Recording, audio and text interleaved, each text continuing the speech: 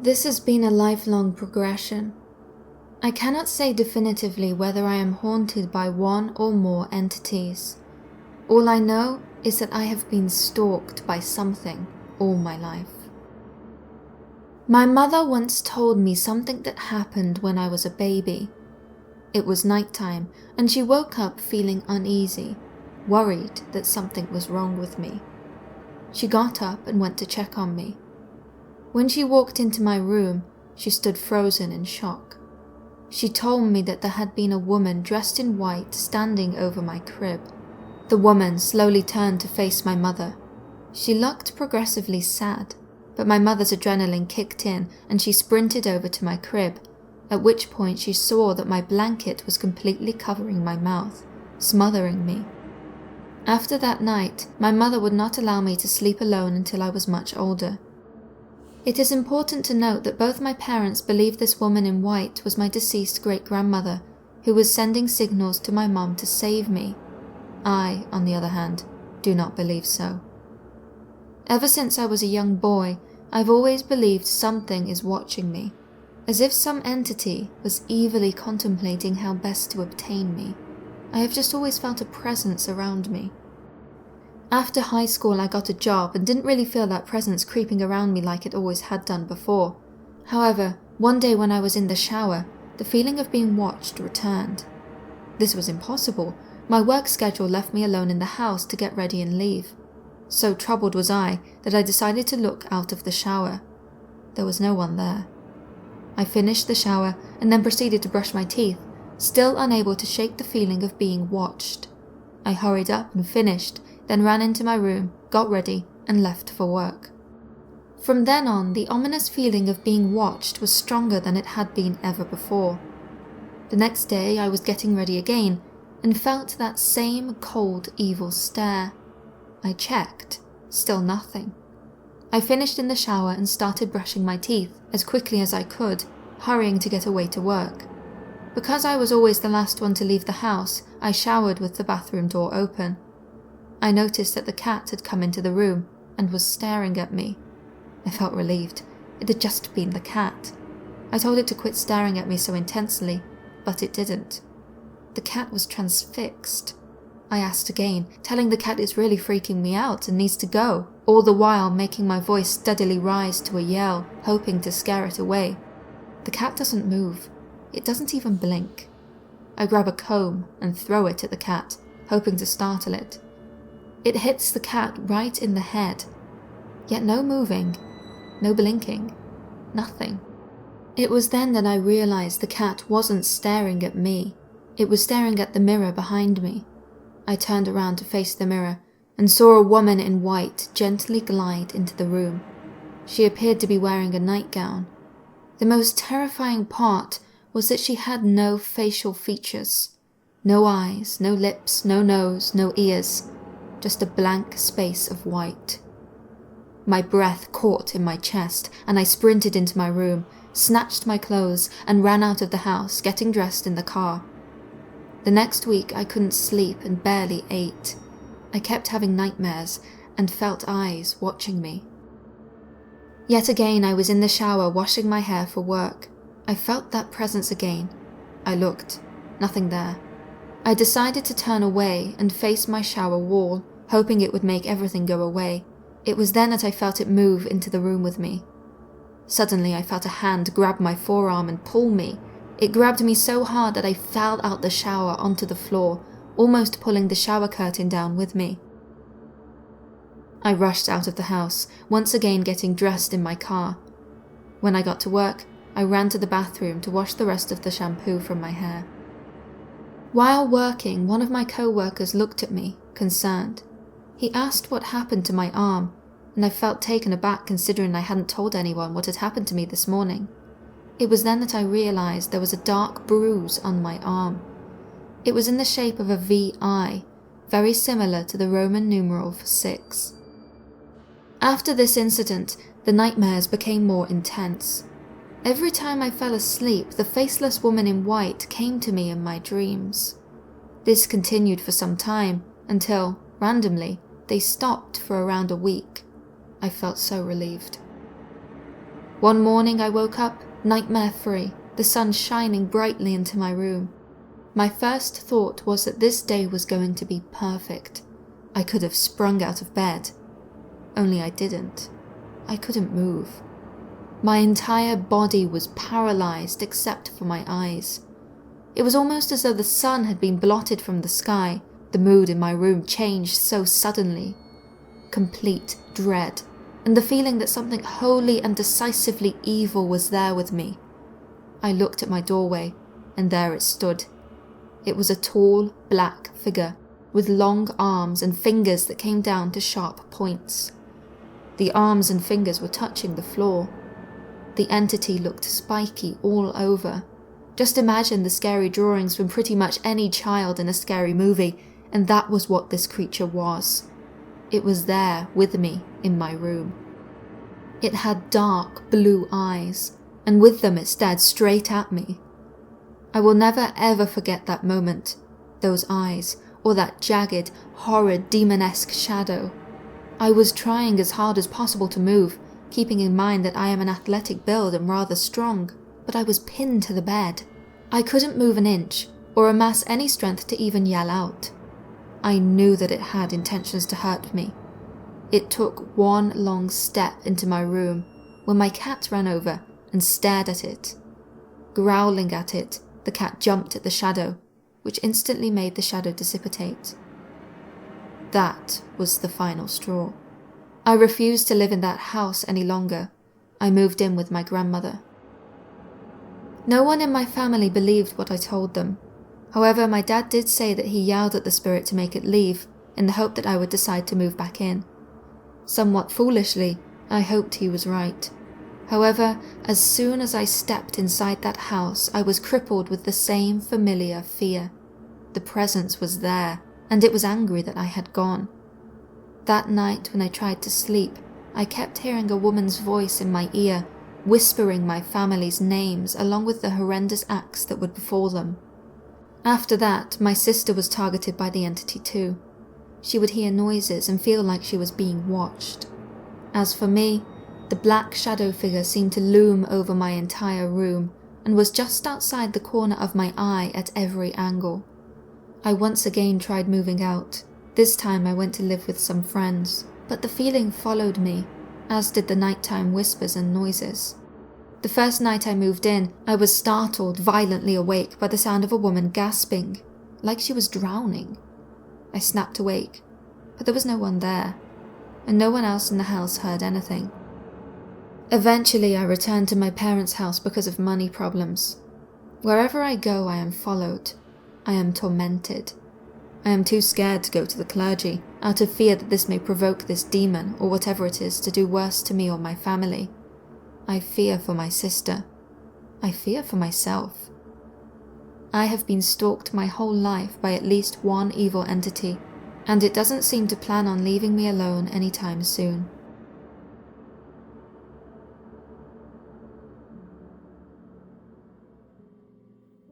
I want to tell you about a friend of mine and the entity that seems to be following her. I met Lisa at art school in 2006. She lived in the room next to mine at the dormitory, and although I at first found her a little intimidating due to the way she dressed and carried herself, we soon found out we had a lot of similar interests and became close friends. Occasionally, I would drag my mattress from my room to hers and would have a sleepover. During these sleepovers, I quickly discovered that something strange was happening. When the lights were switched off, things started moving in her dorm room. Art supplies fell off her desk when they weren't even close to the edge. Papers in boxes under her bed rustled without any kind of breeze or anything that might explain it. Lisa wasn't an especially tidy person, so she mostly stored her clothes in various piles on the floor. Several times we heard the rattling and chinking of belts and chains from the bottom of a pile. As soon as the lights were switched back on, everything was calm. The first time this happened, I was seriously freaked out and scared, but Lisa simply told me it wasn't anything to worry about. She said that it happened to her so often that she was used to it. That night she told me that whatever it was making noises and knocking things off tables seemed to be following her wherever she went. though sometimes, she said, it would take a while to get to her again after she moved to a new place. The first couple of weeks in a new place were usually calm and devoid of any strange experiences, but before too long, it would start all over again, like that thing finally caught up with her. I got to witness this phenomenon myself at the start of 2007, when Lisa got into financial trouble and had to drop out of art school. She moved back in with her father and younger sister a few hours' drive away. Her dorm room remained empty for the rest of the semester, but because my bed in my own room was against the wall it shared with the empty one, I couldn't not notice the thumps and knocks from behind that wall. A little over a week after Lisa left, the noises suddenly stopped. Whatever had been in the room had gone to find her. I visited Lisa in her own home often during the semester and got to know her dad and little sister. I learned that her mother had suffered from seizures and psychotic periods for years before passing away a couple of years before I met Lisa. She was convinced that whatever was following her wasn't the spirit of her mother though. She couldn't explain why, but she felt certain that it was male. The happenings in their household concentrated on Lisa's bedroom and around her. Her dad also complained of frequent nightmares and kept repeating that something was wrong about Lisa's room. After about a year, she moved again, this time into her own apartment. It was here that the thing was at its most active and occasionally scariest. Her dad, who used to sleep in the living room when both Lisa and her sister lived with him, moved his bed into Lisa's old room after she moved out. However, after trying to sleep there for just a couple of nights, he moved back to the living room, once again saying that there was something seriously wrong about that room. Before too long, the entity once again left, seeking Lisa out. I witnessed strange things every time I stayed at Lisa's place. For example, when we were watching a movie on the couch, with a clear line of sight to the small kitchen corner of the apartment, we saw a spice jar fly off the shelf above the stove. It landed in the middle of the room and rolled over to where we were. If it had simply fallen off the shelf, it should have landed on the stove or right in front of it. This meant that the only reasonable explanation for the jar to have flown to the middle of the room, as it had done, was for something to have hit the wall from the other side, hard enough to send it flying. With the walls as thin as they were in that apartment complex, we would have heard that. Not to mention that nothing else on the shelf moved. That same visit was also when the thing we still refer to as the weird shampoo incident happened. Lisa bought a new bottle of shampoo, which she put in the bathroom, unopened. We both woke up a couple of times that night, always freezing cold, but didn't see or hear anything out of the ordinary. In the morning, when Lisa was going to take a shower, she found the bottle of shampoo completely empty, like it had been emptied and washed. Not a drop of shampoo was in it. Things like these were mostly just strange and confusing, like being pranked by someone we never saw. However, there was one incident that was different. This was not just a prank. One day, Lisa phoned me, clearly unnerved. She told me that something terrifying had happened. Her apartment had a small loft bedroom above the living area, so that one could stand by the loft railing and look down to see the living room and the kitchen corner. She had a mattress on the floor by this railing. That night, she woke up with the feeling of not being alone in the apartment. She tried to describe the feeling to me, but she said she couldn't really come up with words for it. It was like she could see the room below her, even though she was still lying down and would have had to have got up to look over the railing. Still, she said she really saw it, and it felt absolutely real. She described to me what she had seen. It was a vaguely human-like being, crouching in the middle of the living room floor. It resembled an old, skinny man, with the exception that its mouth was very big and open. It simply crouched there, staring at the area beneath the loft. Lisa later sketched a picture of what she saw, and it was one of the scariest things I have ever seen. That night, she was too scared to get out of bed. She squeezed her eyes shut and stayed completely still until she drifted off again. On another occasion, she woke up to what she described as the sound of heavy breathing right next to her ear. When she startled awake, she couldn't see anyone by her bed, but again felt like someone was in the apartment with her. Again, for some reason, she was convinced it was male. She only saw that crouching thing once, but she is certain that that thing woke her up by breathing in her ear so many times. Lisa has now lived in a new apartment for over a year, and things have so far been calm. I suppose it remains to be seen whether it has left her alone for good, or if it's just taking longer than usual to catch up with her. We never found out what this thing was, a spirit, a demon, or something else completely, and we probably never will. We just hope that it is gone for good.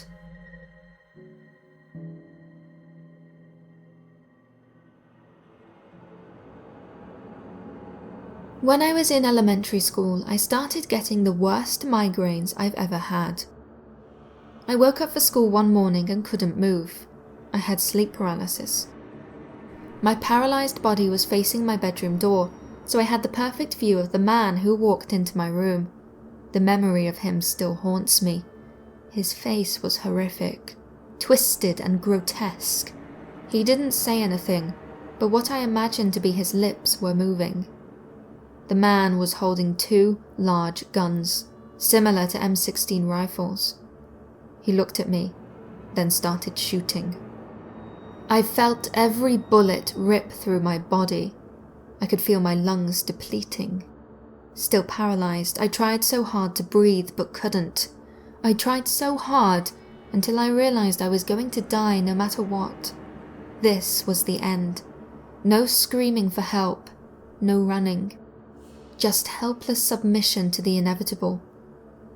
Right when I decided to just let go and accept my fate, the man vanished. The nightmarish apparition was gone. As soon as he left, my head exploded with pain. It hurt so much that it felt as though bugs were eating through my brain.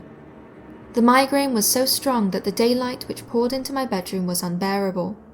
Without hesitation, I shot out of my bed, still struggling to catch my breath, and ran to my mother's room. Whimpering and in a tremendous amount of pain, I tried to explain to her what had happened. I told her that there had been a man, and that he had killed me. I told her how badly my head hurt. She calmed me down and said I could stay home and lie in bed with her in the blacked-out room. Despite being with my mother, I was not soothed. We all have nightmares from time to time, but I knew that this had been no nightmare. This had been different. This had been real. I couldn't sleep, because of the fear of waking up to that again. My mother, on the other hand, soon fell back asleep.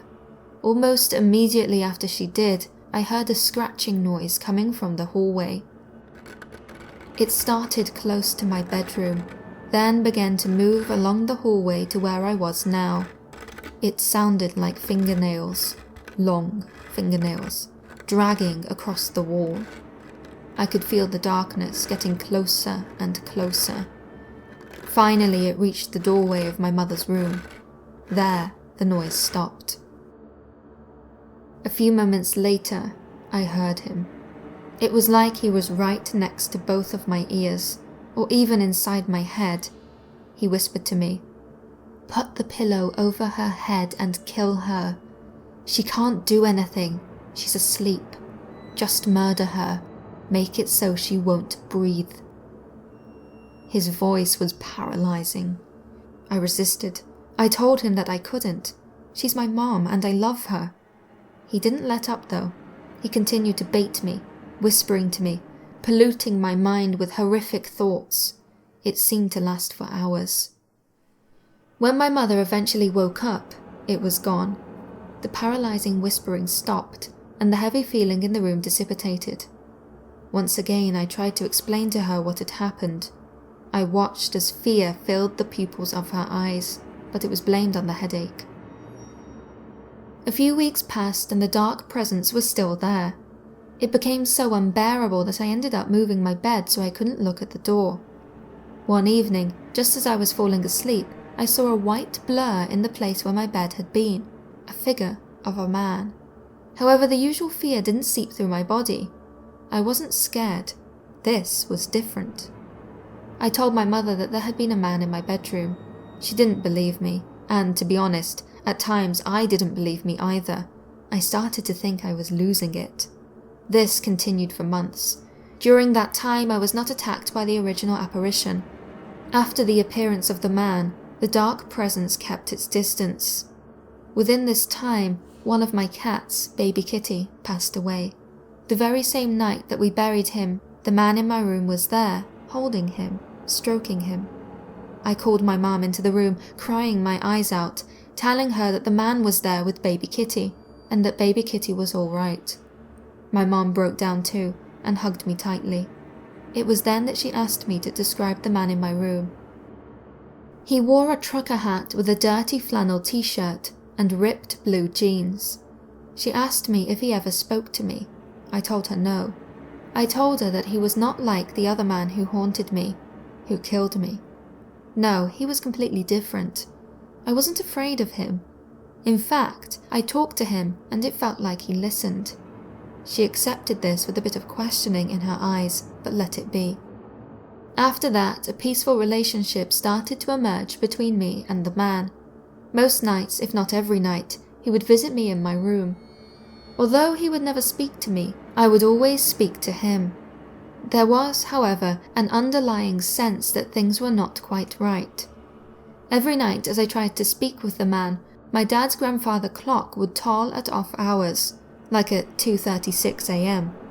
I knew that wasn't right, but more than that, there was something eerie about it. Something made me want to check it out. I can still remember my confusion as I walked through the dimly lit house on my way to investigate. When I reached the clock, the toll would just stop, mid-chime, like it had never even chimed to begin with. Puzzled, I went back to my room to try to sleep. Sleeping became increasingly difficult for me. One night, around 3 a.m, I was in the kitchen on my computer, just browsing the internet. Sleepless, as usual. My dog, Lady, was with me.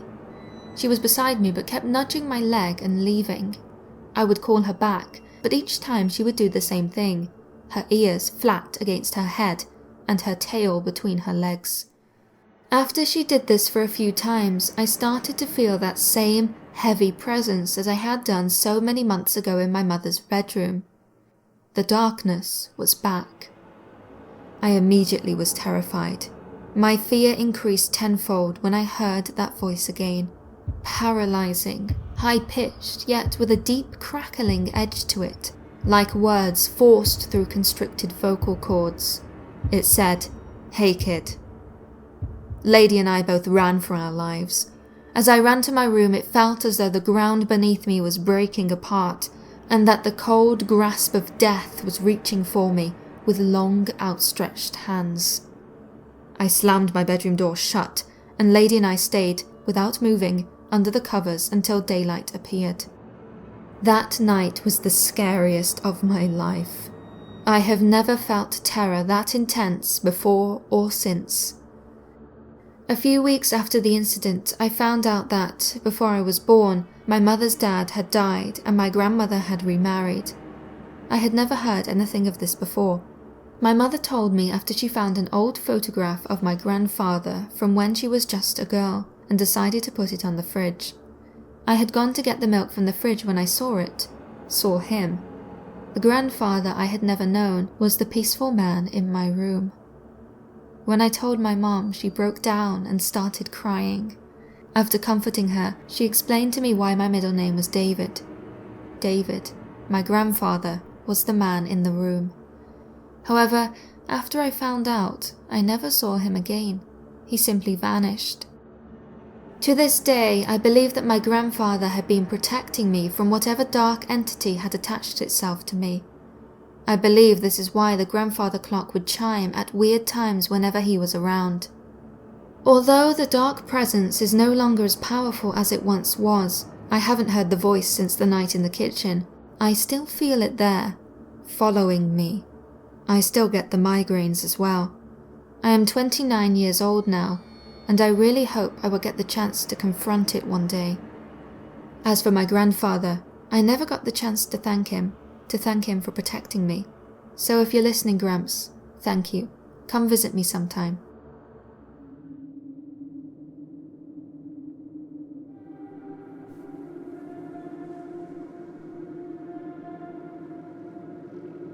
My parents separated when I was in my mother's womb. When I was a kid, around 6 or 7 years old, we lived in a small house with a loft. It was in that loft that my mum, my sister and I slept. Below the loft there was another bed, where my aunt and uncle sometimes slept. But this would only happen when my mother would have to go to work, and they'd sleep over to take care of my sister and I. One night, I woke up, seeing myself sleeping. I was floating above my sleeping body. Despite the strangeness of the experience, I wasn't scared. I flew higher and saw my mum and sister. I flew around the house and saw my aunt and uncle. I then awoke in the same position I had seen myself. It had been so vivid that it had not felt like a dream. Fast forward to 2009, and I was working as a software engineer. I had moved to a different house to be closer to my work. One time, I was reading a thread in a forum dedicated to paranormal stories, when I chanced upon a similar story to what had happened to me as a child. The memory of my experience re-energized. I was gripped by the need to find out more. I researched further and learned that what I had experienced was called astral projection, or OBE, an out-of-body experience. I want to experience it again, so I looked for ways someone can learn to do it consciously. Back when I was a kid, it had been an unconsciously triggered experience. As clearly as I could remember it, I had not willed it to happen. But now, I wanted to will it, and I wanted to control the experience. One post suggested that I should try going to the New Age section of a bookstore and try looking there. I went to a local bookstore and found a book that teaches OBE step by step. I bought the book, and because of my excitement, started reading it on the bus home. With the book as my guide, I started training. I meditated to strengthen my chakra points and worked towards manipulating my own energy. I did this in my room for 15 minutes to an hour each day, and after a week or two, I could feel that there was a difference in my perception. I had become more sensitive to the sounds around me, and sometimes had goosebumps out of nowhere, almost like I were becoming more in tune to an unseen energy. Despite this, I was as of yet unable to trigger an out-of-body experience. I kept practicing. According to the book, it could take weeks, months, or several years to achieve what I desired. At the time, I woke up each morning at 4 a.m, so as to give me enough time to get ready for work and leave the house by 5, so that I could avoid the inevitable morning traffic. On the 3rd week of my training, I started waking up even earlier. I did not even look at the time, but I knew it was definitely before 4 a.m, as my alarm had not yet sounded. Every time I did this, I would feel that someone was watching me. Glancing around the room dimly lit by a light outside my window, I would see no one, and nothing. I was alone but felt otherwise. This happened many times. One night I woke up with the usual feeling of being watched. This time, however, I did not look around me, but instead decided to roll over to change sides. As I did this, I saw someone at the foot of my bed, a dark, shadowy figure, looking at me. In an instant, I was unable to move my body. I was sweating profusely and felt like my head was going to explode. I tried to call for help, but no sound was coming out of me. At that moment, I remembered something that I had read in the book. It said that whenever you are paralyzed, you should try to move at least one finger. The theory was to start from something small to release your whole body. I tried moving the fingers on one of my hands, but not a single one moved. Next, I tried to move my right foot, concentrating on a single toe. With a great amount of effort, I was able to move it. And after that, I was able to move my entire body and finished rolling over. I was still sweating and could not speak due to the exhaustion. The image of the shadow figure burned into the space behind my eyes. It took a lot of courage, but I managed to look at the foot of my bed again. It was gone. A great relief washed over me. I felt so tired that I quickly fell back asleep. I don't know if minutes or hours passed, but I heard my alarm clock. I hurriedly took a shower, put on my clothes, and got myself out of the room as fast as I could. I didn't even bother looking at the mirror to fix my hair. I think it was only 4:15 or 4:20 when I left. After that experience, I stopped practicing the exercises in the book. There were a few nights that I would wake up before my alarm and feel the presence. Eventually, it stopped. I no longer feel as sensitive as I did back then.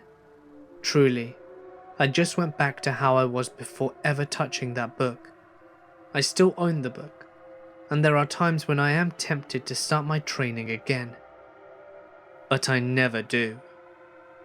The fear and terror that I felt that night remind me that I never should again.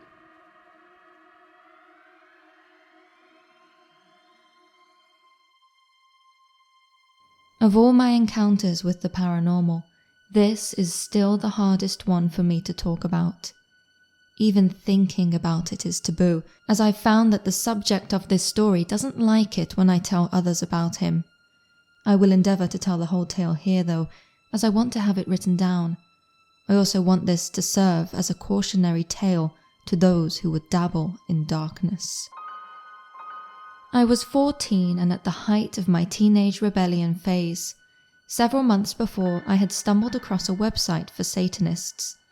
As a rebel in an extremely Christian and rural town, I found the site's message of Lucifer's devotion to his followers and the good teachings of the religion very intriguing. This version of Satanism wasn't devil worshipping. It was revering the one true God whom Christians had vilified over the centuries. The site spoke of many different things, from different demons, their abilities and how to summon them, to how to strengthen your psychic abilities through meditations.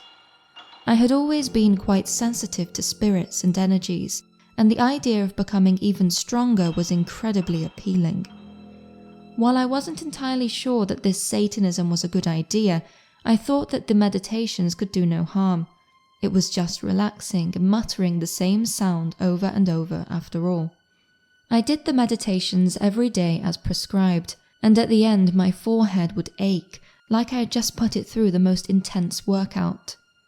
I must admit that over the next couple of months my abilities seemed to increase. Innocuous though it may be, I was able to predict the next song on the radio before it aired. I could very often finish someone's sentence, or even provide their next sentence for them. Was this because I listened to the radio station long enough to know the loops? Perhaps. Was this because I was very skilled at reading body language and making inferences? Perhaps. It still happened with uncanny frequency. Over time, I began to think that perhaps there was credence in this Satanism thing. The website said that if you emptied your mind like for meditations and reached out to Father Lucifer, you could talk to him.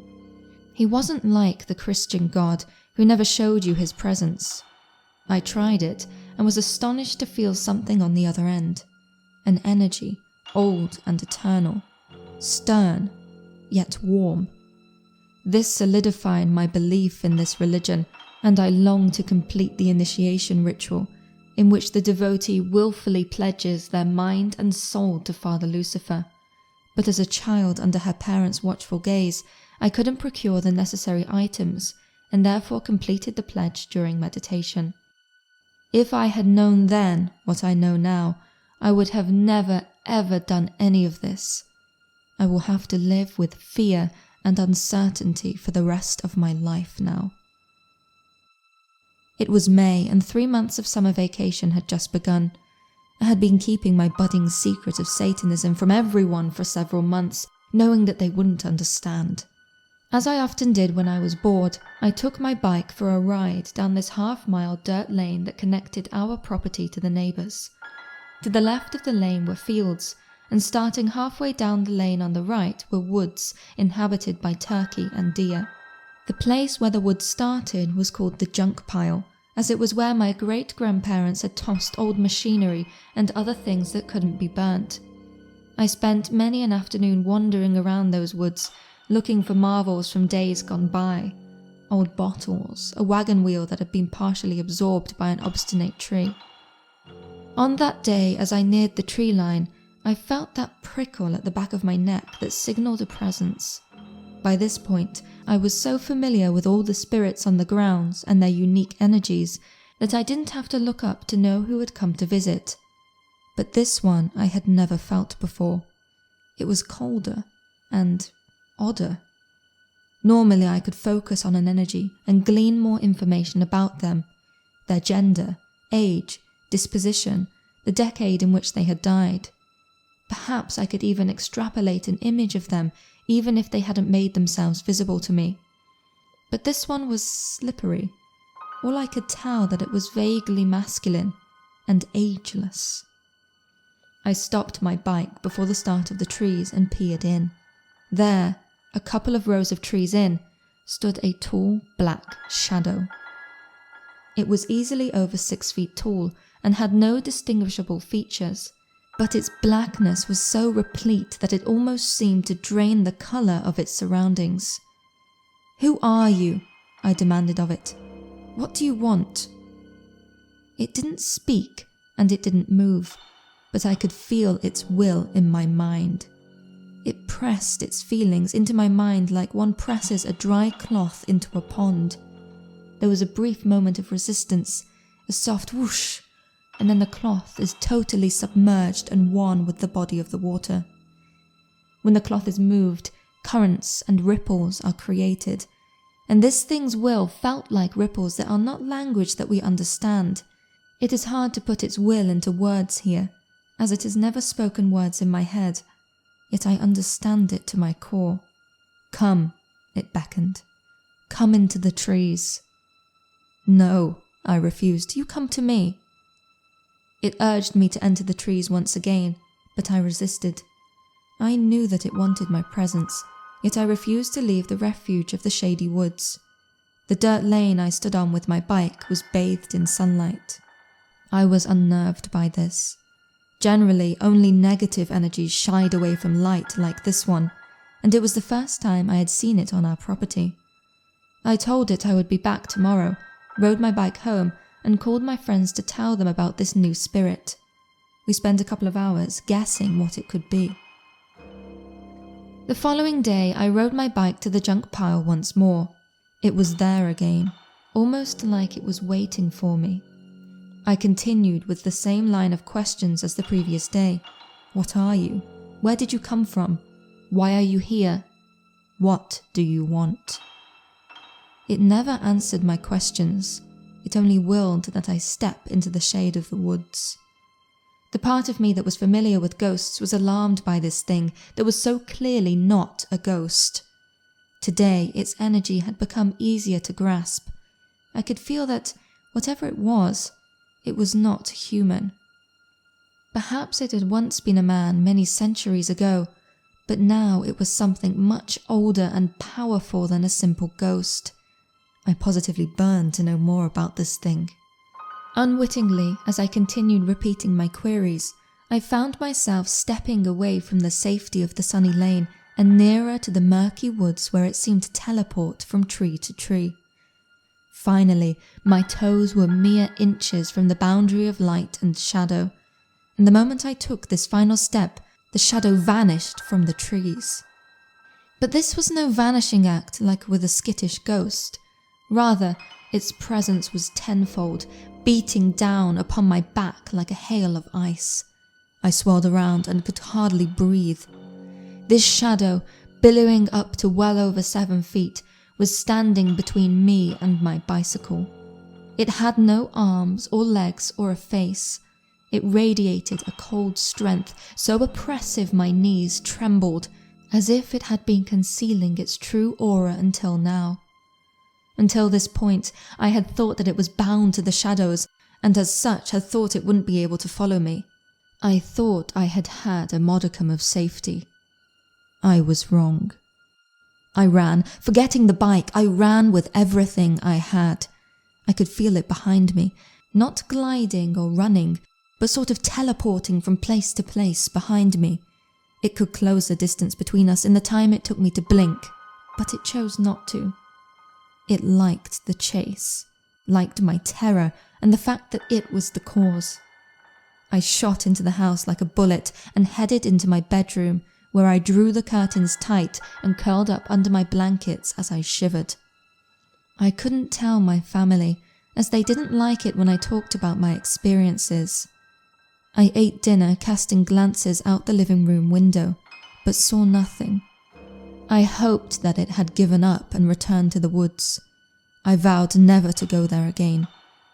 Unable to sense its presence nearby, I went to sleep that night, hopeful that it was gone. In the middle of the night, I awoke thirsty, so I headed to the kitchen to grab a drink. There were 2 windows in the kitchen, and the moment I stepped into the room and happened to glance out the window into the night, my blood stilled. It was there, just on the other side of the glass, blacker even than the night itself, except for a crazed, white grin that looked like it had been cut out with razors. To this day, that is still the most chilling image I have ever seen. It is burned into my mind. Nearly as chilling as its jagged grin was the fact that my house was slightly elevated, and that window was nearly 10 feet off the ground. I completely forgot my thirst and ran back into my room, where I hid under the blankets until sunrise. From that night forward, it followed me everywhere.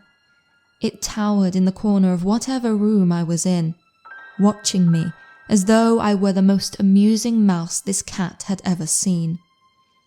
Its oppressive and dark energy was nearly overwhelming to me, yet I seemed to be the only one to sense it. The dog didn't react to it. However, around this time the dog developed a vicious temperament only towards me.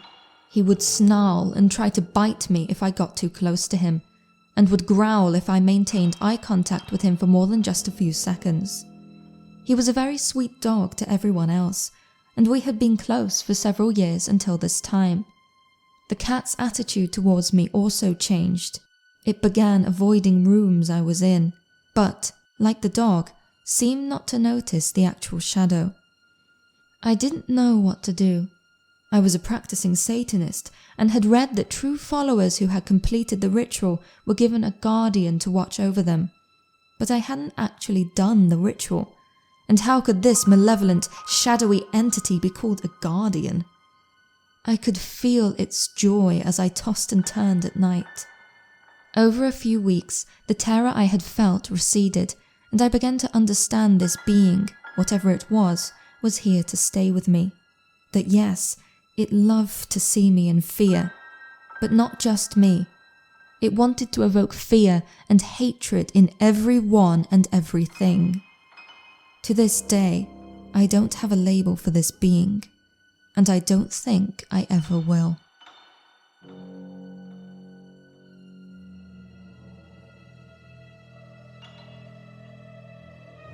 What I am about to tell you is 100% true as far as I know. Some of the details may be unintentionally exaggerated or embellished, as it's been many years since some of these events occurred. That said, the following events still creep me out to this day. In November 1998, My family moved into a brand new house on a newly developed neighbourhood in Australia. It was gorgeous, and the neighbours were all so friendly. There was even a park down the road. Opposite our house was an old 1839 Georgian mansion. The entire neighbourhood had been developed on the old farmland that this manor had once owned and resided over. From day one, that place intimidated me. I was 4 years old at the time, and the events of the first story occurred sometime before my brother was born. So at the most, I must have been about 6. For a good length of time during those few years, I met them, the Shadow People. I was not asleep when I met them, and it was not at night either. In fact, at the time of encountering them, I wasn't even scared. Well, not for the whole encounter anyway. My father would have been at work, and my mother outside hanging the washing, or attending to some other chore. I was completely alone in the house, playing games. Even as a child, I would realize the moment when they would arrive. Suddenly, there would be a shift in the atmosphere. The feel of the room would change, and I would know that I was no longer alone. Then, I would catch a glimpse of a shadow. Each time the shadow would appear very dark, but not solid. It would have a clear outline that would cast against the wall. Never would the shadow be attached to anything, almost as if it were on its own, an independent entity. Every time I saw it, it would start running away, as if I'd caught it. I used to think of it as a game, and I'd start chasing it around a circle. The way our house was set up, you could walk from the living room to the hallway, to the kitchen, to the office, and then the living room again, without lifting your hand off the inner wall. As I chased the shadow, it would get faster and faster until it dashed into another room before I could reach it. As soon as I lost eye contact, it was gone. As soon as it disappeared, the atmosphere in the house would return to its previous feeling of emptiness. Now, however, it felt gaping and heavy, as if being so suddenly alone was too strong a feeling, too sinister. My child self would run outside to my mother and tell her what happened. It happened so many times that to this day, my mother still gets the creeps when I mention it. Looking back, I feel as though I might not have been as alone as I thought after the shadow disappeared. Perhaps the sinister feeling had not been emptiness, but another entity filling the space. A second, darker shadow, whatever it might have been. I'm glad that I had the sense to run outside to my mother when the first shadow disappeared. That was not the end of the strangeness. In the years since, my parents have told me about other things which happened in the house. Things I don't recall, as I was too young to remember or note their significance. For example, how our surround sound speakers would turn on by themselves, with soft whispering voices, saying things just on the verge of being understandable. Sometimes this would happen, even when the speakers were switched off and unplugged. My parents made complaints to the manufacturers, and had people come in to see if perhaps they were picking up aeroplane signals or whatnot, but no explanation was ever found nor given. On another occasion, my mother and godmother were looking out the living room window at the mansion across the street when they saw what was described as a silhouette of a grey lady in one of the windows. Later, I found out that the house that we lived in was built on top of a burial site for the indigenous Australians who were forced to work on the land. These people had been denied both burial rights of their own people and culture, and those of the church. As such, It was unholy ground. The gravesite's inhabitants forever lost, seeking the final rest, which was denied to them.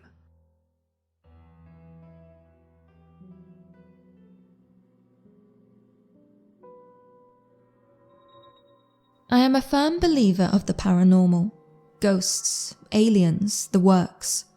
However, up until just a few years ago, I had not had any encounters with any paranormal entities. Since then, however, I have had multiple experiences which I believe are connected to and caused by the same entity. In 2014, I moved into a new apartment with my new roommate and my then boyfriend. Not long after we moved in, I was rummaging through a storage closet on the apartment's balcony. It was night and I had the closet door open as well as the light on. While I was repacking a box, I noticed a dark shape move out the corner of my eye. When I looked towards the closet, I saw a dark, humanoid figure dart inside of it. Initially, I thought that someone had climbed onto the porch somehow, but found no one in the closet when I looked.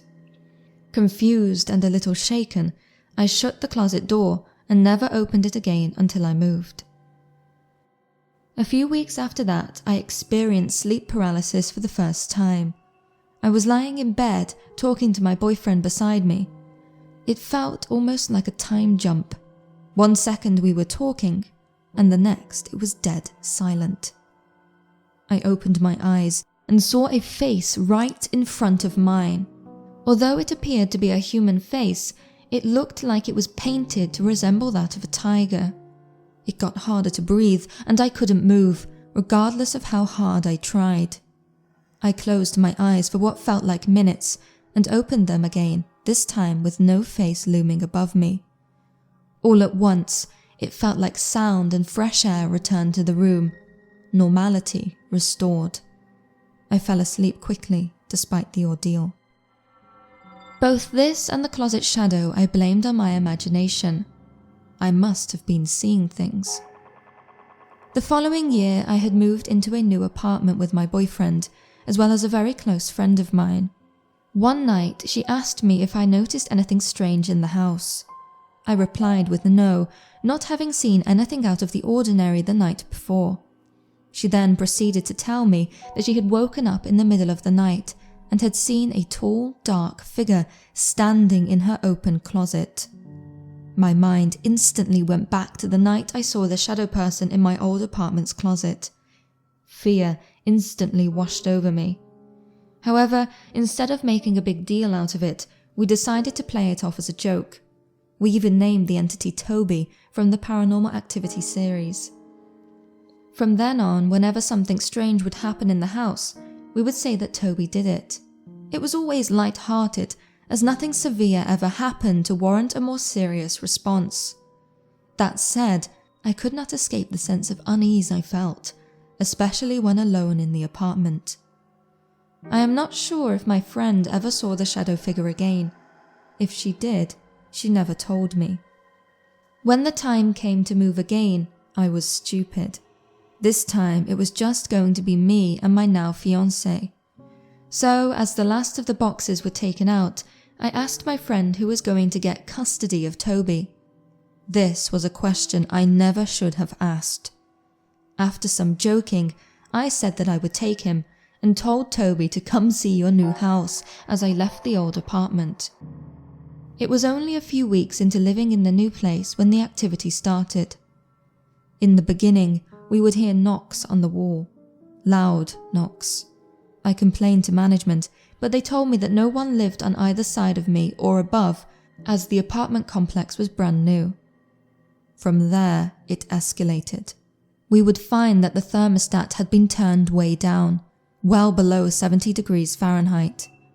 Even weirder, we would, and still do, find puddles of water on the floor, with no way for the water to have got there on its own.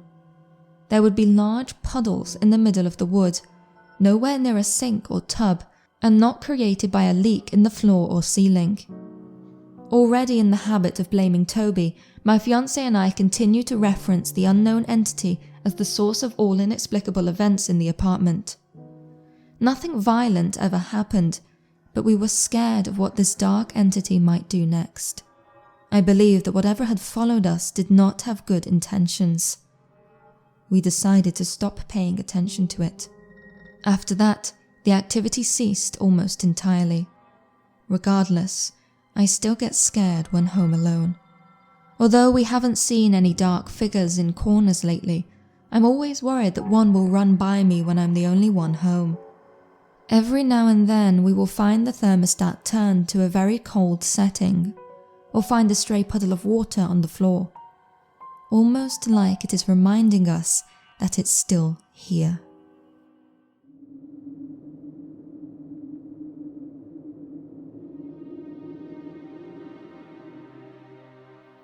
I have experienced the paranormal my whole life.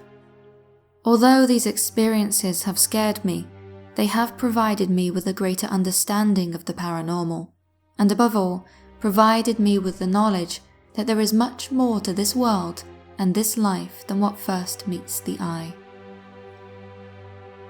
I've always had some sort of ability to see events before they happen. I explain it to those close to me as extreme déjà vu. My mother and grandmother also have this gift, however, it's never something I have control over. As it has always been a part of my life, I have never thought much of it. That was until I saw something in a dream that I can't explain, and still haunts me to this day. About 4 years ago, the 18-year-old sister of a good friend of mine, May, was in a terrible car crash. She had just dropped her brother off at school and was leaving the parking lot when a pickup truck smashed into the driver's side of the car. The car May was driving didn't have an airbag, so she suffered all the trauma and force of the collision. She was rushed to hospital and went into a coma. Despite this, physicians and the family were confident she would live and recover. The evening of the crash, I had a dream that terrified me. In the dream, I was at the hospital. I was looking down on my friend's family as they clutched May's bandaged hand. Her body was covered in various bandages and casts, and it was clear she was unconscious. Then, in my mind's eye, I watched as her heart monitor went flat. I watched as May passed away. I had never dreamt anything like this before and woke up in complete shock. In my drowsy state, I shook it off and eventually was able to fall back asleep. However, the worst was yet to come. 3 days after I had the frightful dream, May suddenly passed away, despite showing many signs of recovery. When I heard the news, I nearly fainted. So disturbed, I did not mention the dream and never discussed anything about her passing with anyone. This ate away at me more than simple words can describe. Eventually, I confided in my mother. Her only response was, "Our gift is a blessing and a curse." I still don't know what to make of the dream and do not understand why I had it. Sometimes I feel guilty for having known what was to happen and for having not said anything to my friend. Should I have told her? Would it have prepared her for her sister's death? I just do not know.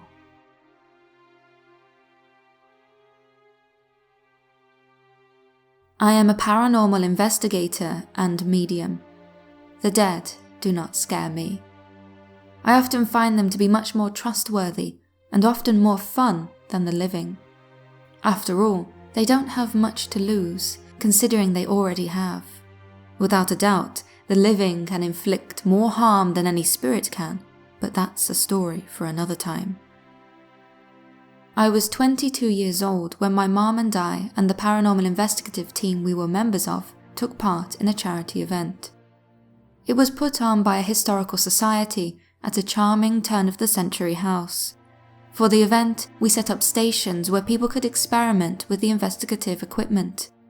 It was a pretty sweet deal, considering we enjoyed working with scientific alongside spiritual methods, and not just one or the other.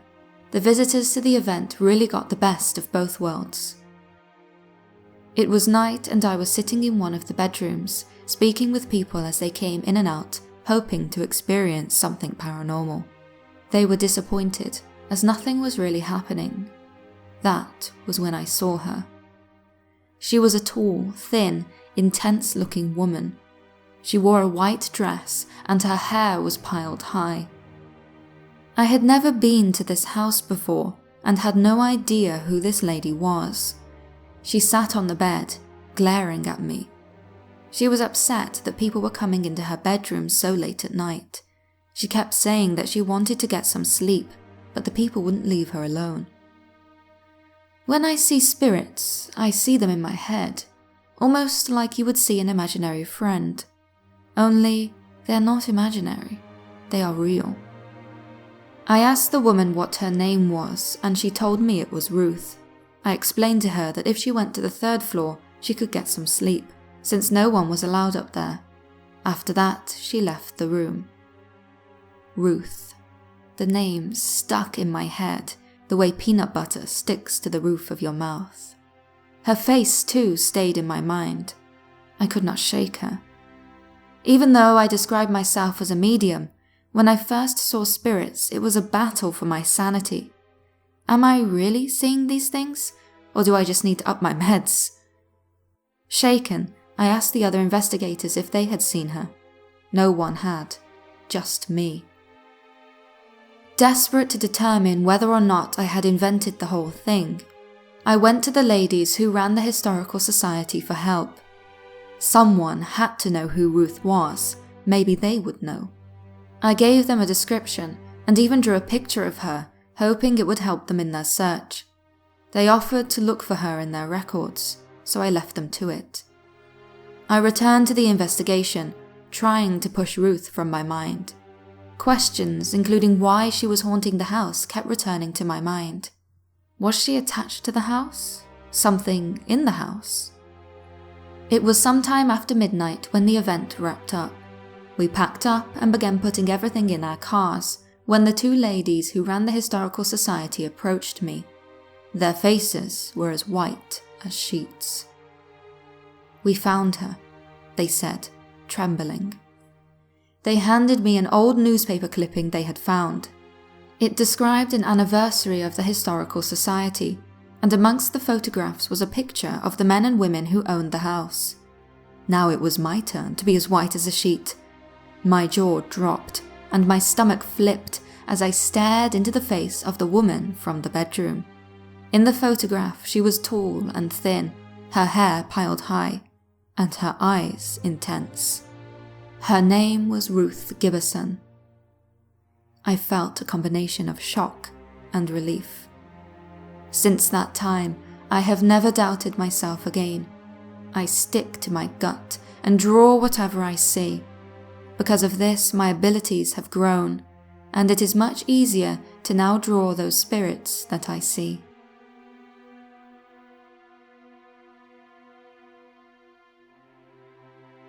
Around this time last year, my husband and I moved into our new apartment. The building and the apartment is very old and hasn't had the best tenants in the past. However, it was a great deal and we couldn't afford much else. From the time we first moved in, I felt uneasy about our bedroom. Often when I went to sleep, it felt like something was watching me from the side of the bed. I did my best to ignore it, because I knew I got a little anxious in new places and thought it was my anxiety acting up. A few nights later, as I was trying to sleep, I heard a childlike voice, clear as day, whisper into my ear, "Danya." I screamed and clung to my husband, who immediately sat up. As I told him what had happened, I started crying. He consoled me, telling me it was probably just sleep paralysis, and we went back to sleep. Despite my husband's words of reassurance, the next night I could not sleep. Experiences of the paranormal were not new to me. I had a strong feeling that hearing Danya in my ear had been very real, connected to the paranormal, and had not been caused by sleep paralysis or anxiety. Gripped by insomnia, I decided to Snapchat about the experience I had to my friends. The more I talked about it, the more uneasy I became. the feeling of being watched increased. As I recalled the previous night's occurrence, I started thinking that a child's spirit was trying to make contact with me, and that Danya was in fact the child's name. I had never heard that name before, but it sounded plausible enough. I shared my theory with my friends, and afterwards made a poor attempt at falling asleep. The next morning I received a Snapchat from my best friend. I'll never forget what she told me. She said she had done some research around the area and found an article from 2012. It told of the horrific story of a 2-year-old girl who had suffered a brain hemorrhage and died after being repeatedly punched by her mother's boyfriend. The man had eventually pleaded guilty and was sent to prison for killing her. And now for the scariest part of this. They had lived just a few blocks away from our home, and the poor little girl's name had been Danya. When I saw this article, I nearly dropped my phone in disbelief. My heart started racing and I felt sick. Is it possible that this little girl was trying to make contact? Or even more, did she live in the apartment where my husband and I currently resided? I didn't know what to do. The tragic story broke my heart. If this little girl wanted to make contact, was I in any position to tell her no? My husband and I are both very religious, so we decided to pray about it. We asked God to intervene and make sure that if she's meant to make contact with us, to please allow her to do so, and if not, please make her stop. Slowly, the voices and the feeling of being watched vanished. I sometimes think about Danya and wonder why it is she wanted to make contact, and why she chose me. Was she looking for a friend, or had it been something sinister in disguise? I guess I will never know.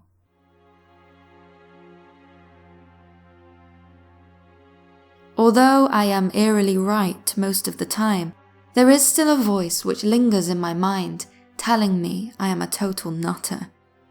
In order to do my work as a medium, I have to push it aside. Because of this, it is always a nice confirmation when other mediums see the same person as me. I had been doing investigations with my mom and my group for several years.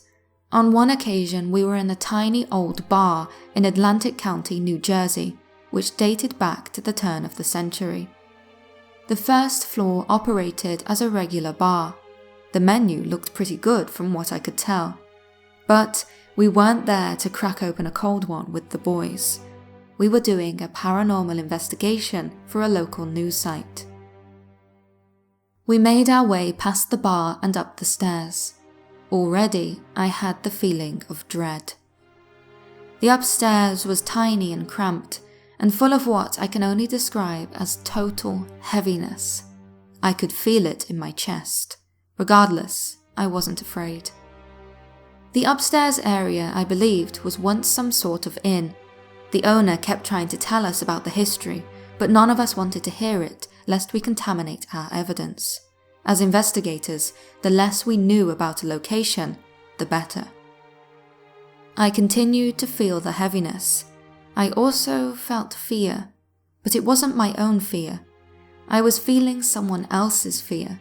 Memories came to me. People fighting in the narrow halls, laughter and other sounds. We were far enough from the bar, which was approaching closing time, that I knew I wasn't hearing patrons.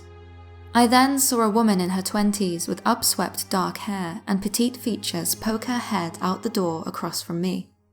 This place was alive with activity. We unloaded our equipment and I was given a pad of paper to draw on, since I like to draw whatever it is I see. The news crew was interviewing some of us, asking us if we were ever afraid of what we do. Of course, we weren't. After all, we do this to make sure other people aren't afraid to live or work in a haunted space. Not only that, you can't be afraid in these types of situations because fear keeps you from remaining level-headed, and therefore having the ability to rule out any other possibilities than the paranormal. The investigation was long, and we weren't picking up a lot with the equipment. I was, however, getting a lot of psychic impressions. It was at the end of the night when I had my moment. The owner told us we were in his late uncle's room and that he haunts it. That was not what I picked up.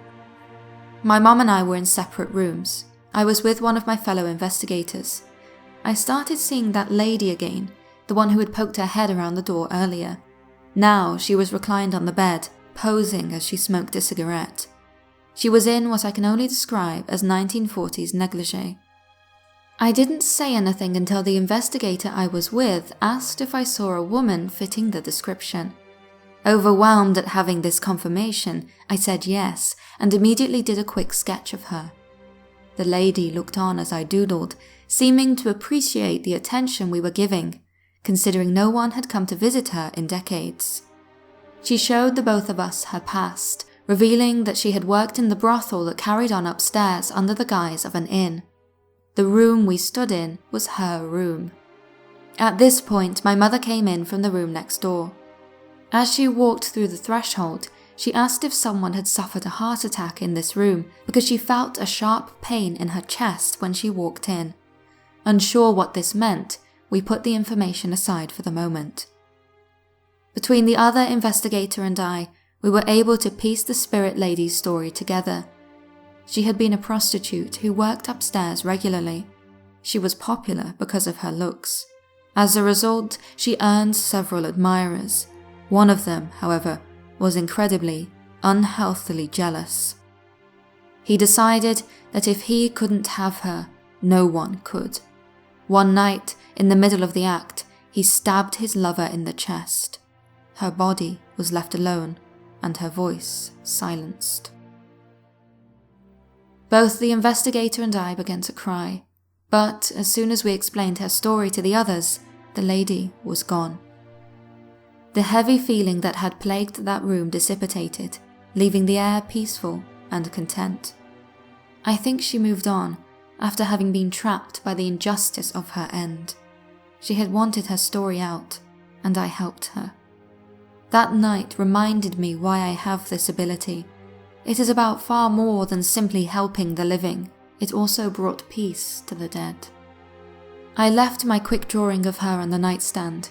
If she came back to visit, I thought she might like to look at it. I did take a photo of it, however, to remind me of her and of why it is I do the work I do. Thank you so very much for watching. If you enjoyed this video, be sure to subscribe for more. Don't forget that you can also follow me on social media using the links in the description box. Remember, the more you know, the more there is to fear.